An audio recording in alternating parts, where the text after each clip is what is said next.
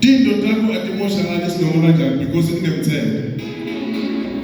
But outside ebukhoneni bababa akunamthetho. Dindo liyaphela. Lesi isikhathi uyathi ukuthi bengaluza kangaka kuluzisa mhlawumbe ukuthi usukile ebukhoneni bababa. Sometimes ebukhoneni bababa kuyanikela. But now unikele ebukhoneni bababa awuluzi. Instead ukuthi uluze uyagaina. Labanye ngokwenza njalo ebukhoneni bababa ugaina impilo. Labanye ngokwenza njalo ebukhoneni bababa ugaina iprotection. Labanye ngokwenza njalo ebukhoneni bababa ugaina igrace. Masikhathi uzuthi kude uthi yathi bavele nje kwalunga ile ngiyendile uzokunetshela ukuthi indoda yamhamba kahle angenebi. Le dindo lotene ebukhoneni bababa disustain impilo yakho, disustain iphakethe lakho, disustain imali yakho. Sometimes uthenga impuphu phela inyama impuphu sole uzicheka impuphu sole ibenza wona. Mara solo niyaqhubeka niyakho. So wena lothenga i-8 ungeke ebukhoneni bababa. Ucheka kanye ngocheka wethu uyiphelile impuphu. Sometimes ngiyendeka ukuthi ubone laba ngaphandle kwasebukhoneni bababa. Ubabone ngazi usibaphila impilo lemnanzi kudla wena losebukhoneni bababa la kunemthetho khona. La wena dindo khona kunawutende ngelimit namukukhumbula ukuthi phela ngisebukhoneni bababa. Ubabone ngazi usiba enjoy. Ubabone ngazi usibaphila kahle indlela basipenda ngakhona. Uzuze abantu badla imali manje. Enabekho nasebukhoneni bababa.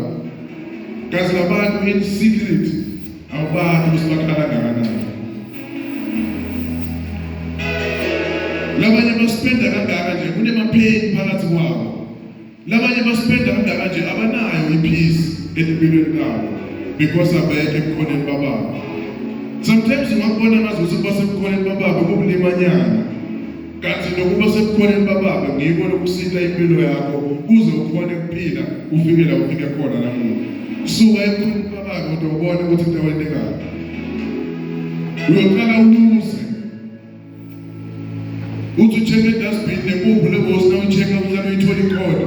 Uyibona seyiphela ngeliviki ukuthi uzothi hayi la ngasibathakaza abakuthakaza. Inkinga sosukile ebukhoneni bababa. Ungaba 100 rand lethi ungakutshintsha sophelile uzothi hayi la kunetiphola, la kunetiphola. Akunadiphola usukile ebukhoneni bababa.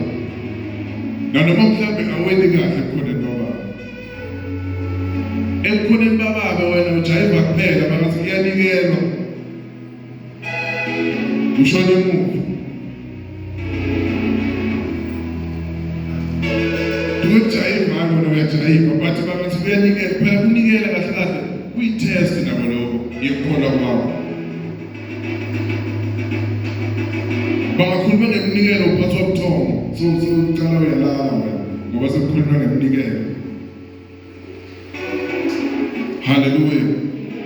Uvele abantu labangeke ebukhoneni bababa basilabafundisi bafuna imali yethu. Ukhuluma konke lo muntu angeke ebukhoneni bababa.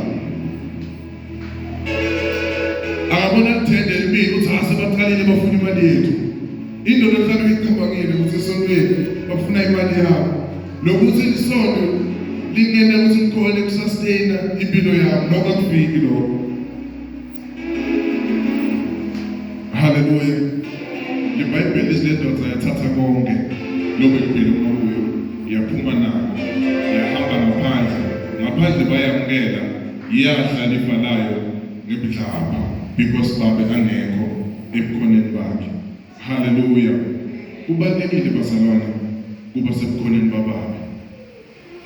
Uma usebukhoneni bababa kula indoda yakho isafe khona.